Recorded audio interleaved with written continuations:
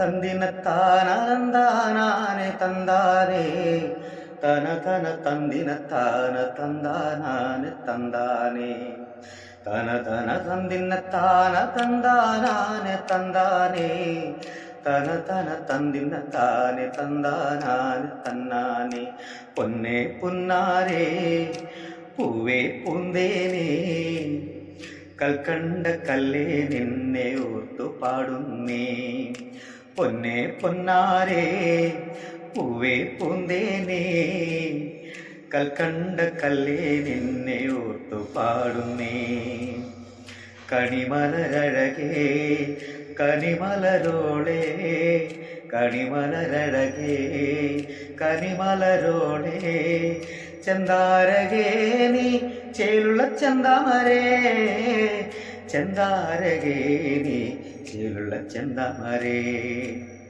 കോങ്ങാടൻ ചന്തയിലെന്ന് തമ്മിൽ കണ്ടതല്ലേ നാ പുലപ്പറ്റക്കാരൻ്റെ നെഞ്ച് അന്ന് കവർന്നോളല്ലേ നുണക്കുഴിക്കവിളിൽ ചേലത് കണ്ട് അരിമുല്ല പല്ലാൽ മിന്നുന്ന ചിരി കണ്ട് മോഹിച്ചു പോയി ഞാൻ എൻ്റെ പൊന്നാരേ മോഹിച്ചു പോയി ഞാൻ എൻ്റെ പൊന്നാരേ പൊന്നേ പൊന്നാരേ പൂവേ പൂന്തേനേ കൽക്കണ്ട കല്ലേ നിന്നെ ഓർത്തു പാടുന്നേ കൽക്കണ്ട കല്ലേ നിന്നെ ഓർത്തു പാടുന്നേ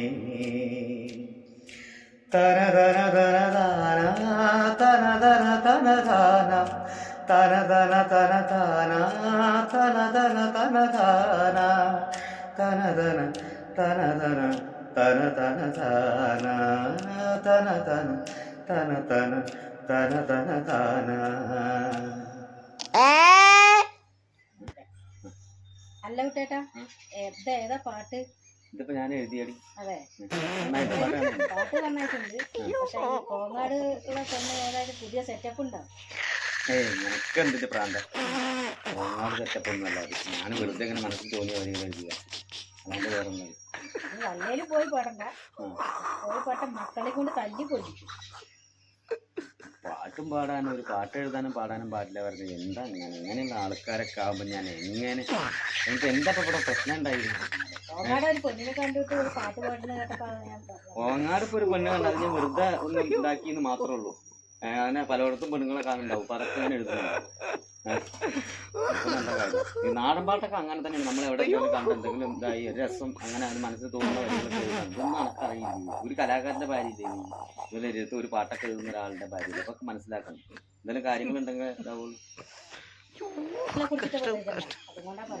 പൊന്നോ, എന്നെ കുറിച്ച് എഴുതിയിട്ടുണ്ട്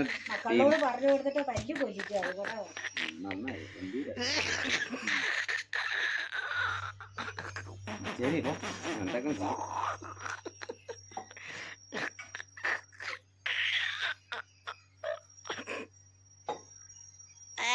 എങ്ങനെയാണ് ഒരു കലാകാരൻ പറയുക? വീട്ടിലെ എങ്ങനെയാണ്, പിന്നെ ഇപ്പൊ നാട്ടിൽ കണ്ടിക്കേണ്ട ആൾക്കാർ കണ്ടിക്കണ്ട് പറഞ്ഞു പോയിട്ട് നമ്മൾ ദേഷ്യപ്പെട്ടിട്ടും പറഞ്ഞിട്ടും വിഷമിച്ചിട്ടും പാട്ട് എഴുതാൻ പറ്റില്ല എന്ന് പറഞ്ഞാൽ വേണ്ട, നിർത്തി.